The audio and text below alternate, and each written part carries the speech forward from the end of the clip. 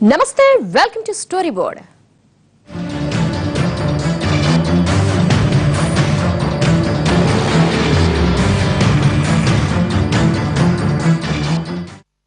దశాబ్దాల పాటు దేశాన్నేలిన పార్టీ, కేంద్రంలో రాజకీయ చక్రాలు తిప్పిన పార్టీ ఇప్పుడు మహాపతనం దిశగా అడుగులేస్తోందా? అటు ఉత్తరాదిన ఇటు దక్షిణాదిన కాంగ్రెస్ కుప్పకూలుతూ వస్తోందా?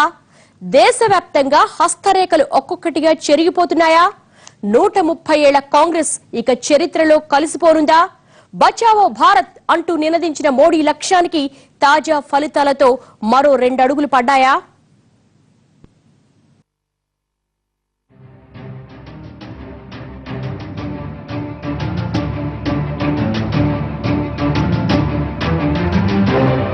పడి లేవడం ఆ పార్టీకి అలవాటే. వెలుగునీడలన్నవి ఆ కుటుంబానికి ఇప్పుడు కొత్తేమీ కాదు. 130 ఏళ్లకు పైబడ్డ చరిత్రలో ఎన్నో ఉత్తాన పతనాలను చవిచూసిన ఆ పార్టీకి ఇప్పుడు పూర్తిగా తుడిచిపెట్టుకుపోయే పరిస్థితి దాపురించిందా అంటే అవుననే సమాధానం చెప్పుకోవాల్సి వస్తోంది. కాంగ్రెస్ ముక్త్ భారత్ దిశగా మోడీ షా ద్వయం మొదలుపెట్టిన బృహత్ యజ్ఞంలో సార్వత్రిక విజయం తర్వాత మరో 2 అడుగులు పడ్డాయి. కాషాయ దళపతి ఇదే దూకుడు కొనసాగిస్తే అమిత్ షా కలలు కంటున్న కాంగ్రెస్ ముక్త్ భారత్ పెద్ద అసాధ్యమేమీ అనిపించడం లేదు.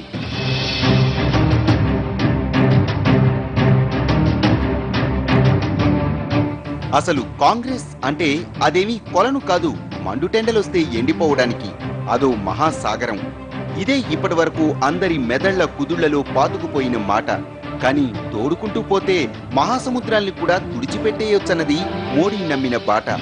మరి ఈ రెండింటి మధ్య జరుగుతున్న పోరాటంలో ఎవరు విజేతలుగా నిలుస్తారన్నది కాలమే సమాధానమివ్వాల్సిన, ప్రస్తుతానికి మాత్రం కాంగ్రెస్ కు మోడిందన్నది మాత్రం తాజా ఎన్నికల ఫలితాలు చెబుతున్న వాస్తవం.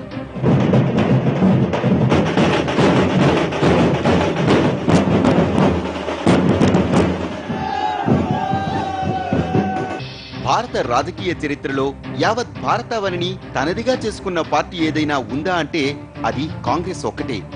13 దశాబ్దాల చరిత్ర ఉన్న ఆ పార్టీ ఆవిర్భావంలో భారతమాతను బానిస శృంఖలాల నుంచి విముక్తురాలని చేయడమే లక్ష్యంగా ముందుకు కదిలింది.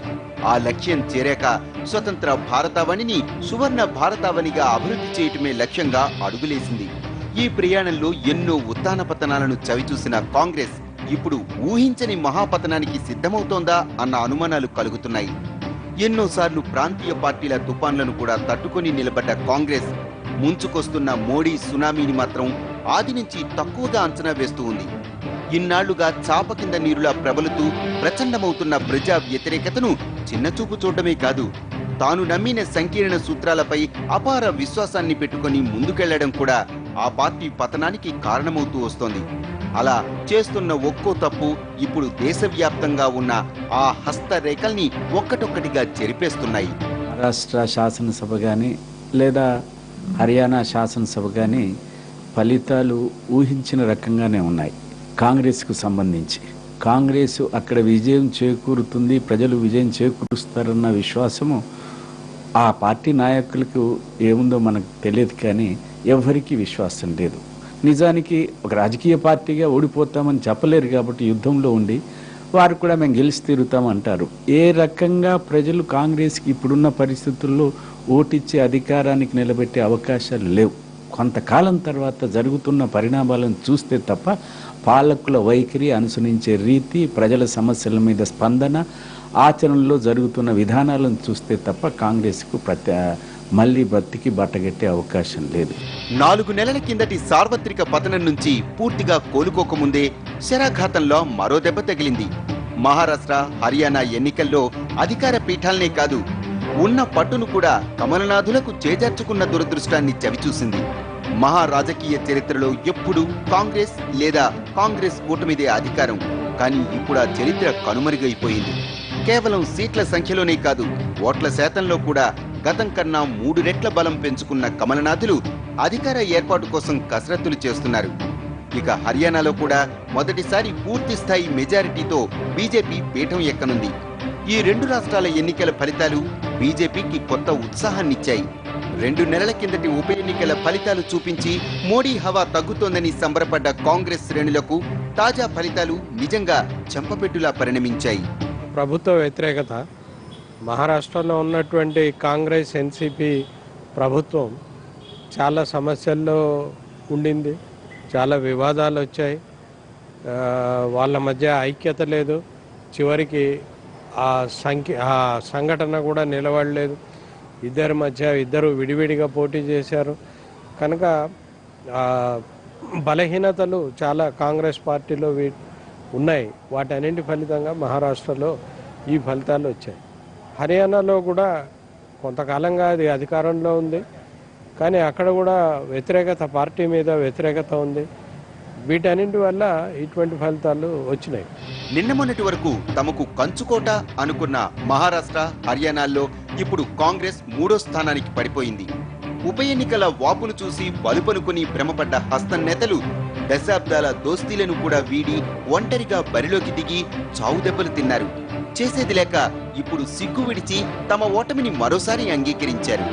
ఒకసారి తప్పు చేస్తే అది తప్పు కాదు, కానీ చేసిన తప్పిదాన్నే తెలుసుకోకుండా మళ్లీ అదే తప్పు చేయటం మాత్రం ఖచ్చితంగా తప్పే. కాంగ్రెస్ దుస్థితికి ఇదే కారణం. సార్వత్రిక ఎన్నికల్లో వాస్తవాలు కళ్ల ముందు కనిపిస్తున్నా మితిమీరిన ఆత్మవిశ్వాసంతో ముందుకెళ్లి పళ్ళోడగొట్టుకుంది.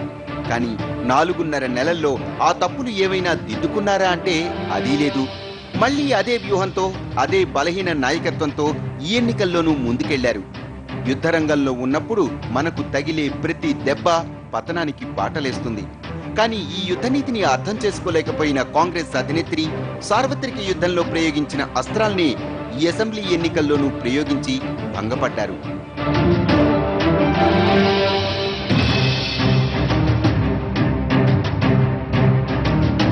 ఇంతింతై ఒటుడింతై అన్నట్లు మోడీ, అమిత్ షాల ద్వయం వ్యూహంతో దూసుకుపోతుంటే కాంగ్రెస్ మాత్రం అతి విశ్వాసాన్నే ఆత్మవిశ్వాసమని భావించి దెబ్బతింటూ వస్తోంది.